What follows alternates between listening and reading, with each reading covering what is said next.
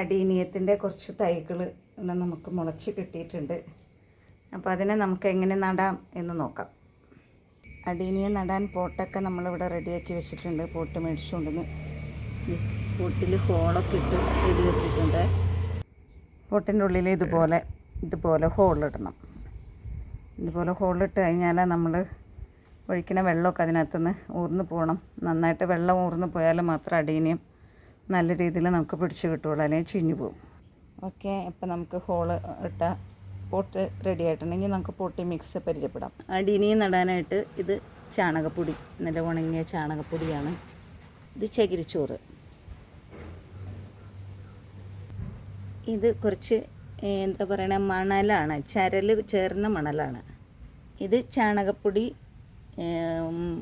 പിന്നെ മണ്ണെണ്ണ, മണൽ, പിന്നെ ചകിരിച്ചോറ്, ഇതെല്ലാം കൂടി മിക്സ് ചെയ്ത് വെച്ചേക്കുന്നതാണ്. പൊട്ടി മിക്സ് റെഡിയാക്കിയിട്ടുണ്ട്. അതാണ് കേട്ടോ ഇത്. ആദ്യം തന്നെ നമ്മൾ ഇതിൻ്റെ അടിയിൽ കുറച്ച് ചരലിട്ട് കൊടുക്കുകയാണ്.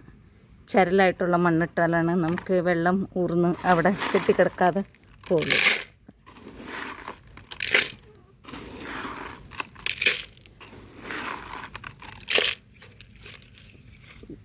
ഈ ചരലായിട്ടുള്ള മണ്ണ് ഇത്രയും ഇട്ട്. ഓക്കെ, നമ്മൾ ഉണ്ടാക്കി വെച്ചേക്കണ പൊട്ടി മിക്സ് നമ്മൾ ആ പാത്രത്തിലേക്ക് നിറച്ച് കൊടുക്കുകയാണ്.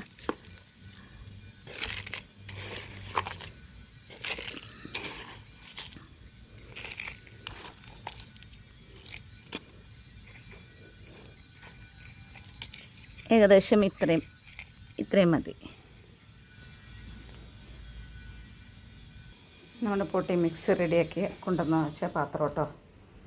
ഇനി നമ്മൾ ഈ തൈ ഇതിൽ നിന്ന് ഒരു തൈ പറിച്ചിട്ട് നമ്മൾ ഇത് നട്ടു കൊടുക്കാൻ പോവുകയാണ്.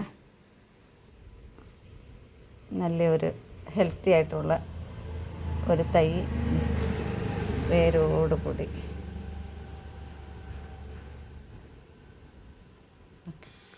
ഓക്കെ, ഈ തൈയിനെ നമ്മളൊന്ന് സംരക്ഷിക്കണം. അതിന് കേട് വരാതിരിക്കാൻ വേണ്ടിയിട്ട് ഒരു സാഫിൽ മുക്കി കൊടുക്കണം. നമ്മൾ സാഫിൽ മുക്കി കൊടുത്താൽ മാത്രം ഇതിൻ്റെ വേര് ഒന്ന് സാഫിൽ മുക്കി കൊടുക്കണം. അപ്പം അതിന് അധികം കേടുമൊന്നും സംഭവിക്കില്ല. അപ്പോൾ വേരിൽ ചെറുതായിട്ടൊന്ന് സാഫ് ഇട്ട്, അല്ലെങ്കിൽ മണ്ണിൽ ഇട്ട് കൊടുത്താലും മതി. സാഫ് ഇട്ടിട്ട് മണ്ണ് ഒന്ന് വെച്ചിട്ട് ഓക്കെ നടിയിലിട്ട്